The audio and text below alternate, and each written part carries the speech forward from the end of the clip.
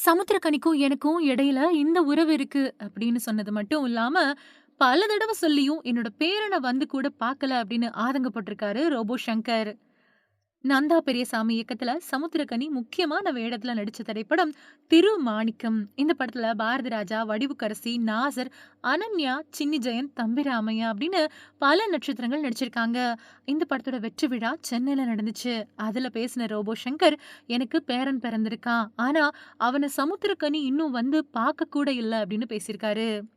நந்தா பெரியசாமி இயக்குன இந்த படத்துல தமிழக கேரள எல்லையான குமுழில லாட்டரி சீட்டு கடை நடத்திட்டு வராரு சமுத்திரக்கனி. அவர்கிட்ட ஊர் பேரு தெரியாத முதியவரான பாரதி ராஜா லாட்டரி சீட்டு வாங்க வராரு. பாரதி ராஜா கிட்ட இருந்த காசு தொலைஞ்சு போக, இந்த லாட்டரி சீட்டை எடுத்து வைங்க, நாளைக்கு வந்து காசு கொடுத்துட்டு வாங்கிக்கிறேன் அப்படின்னு பாரதி ராஜா சொல்லிட்டு போக, அந்த லாட்டரி சீட்டை சமுத்திரக்கனி எடுத்து வைக்கிறாரு. மறுநாள் பாரதி ராஜா எடுத்து வச்சிருந்த லாட்டரி சீட்டுக்கு ₹1,00,00,000 லாட்டரியில பிரைஸ் விழுந்துருது. இந்த லாட்டரி சீட்ட பாரதி ராஜா கிட்ட சேர்த்துடணும் அப்படின்னு சமுத்திரக்கனி கிளம்புறாரு. ஆனா மனைவி அப்புறம் உறவினர்கள் எல்லாருமே வேணாம் அப்படின்னு தடுக்கிறாங்க. அதுக்கு பின்னாடி என்ன நடந்துச்சு, அவரு என்ன மாதிரியான இன்னல்களை எல்லாம் சந்திச்சாரு அப்படிங்கிறது தான் படத்தோட கதை. இந்த படத்தை பார்த்த super star Rajinikanth, Sivakumar, Arya, IAS Iraianbu, இயக்குனர் அமீர், நித்திலன் சுவாமிநாதன், கார்த்திக் சுப்புராஜ் மாதிரியான திரைத்துறை பிரபலங்கள் வெகுவா புகழ்ந்தாங்க. இந்த படத்தை ஜி5 ஓடிடி தளத்துல பார்க்கலாம். இந்த நிலையில திருமாணிக்கம் படத்தோட வெற்றி விழா சென்னையில நடந்துச்சு.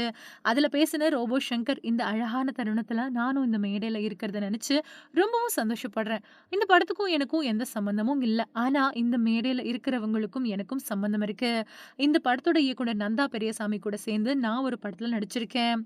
அவரு படத்தை எப்படி இயக்குவாரு, ஒரு கதையை எப்படி சுவாரஸ்யமா கொண்டு போவாரு அப்படின்னு எனக்கு நல்லாவே தெரியும். அடுத்ததா படத்துல சமுத்திரக்கனி நடிச்சிருக்காரு. அவரு என்னோட உடன்பிறவாத சகோதரர்.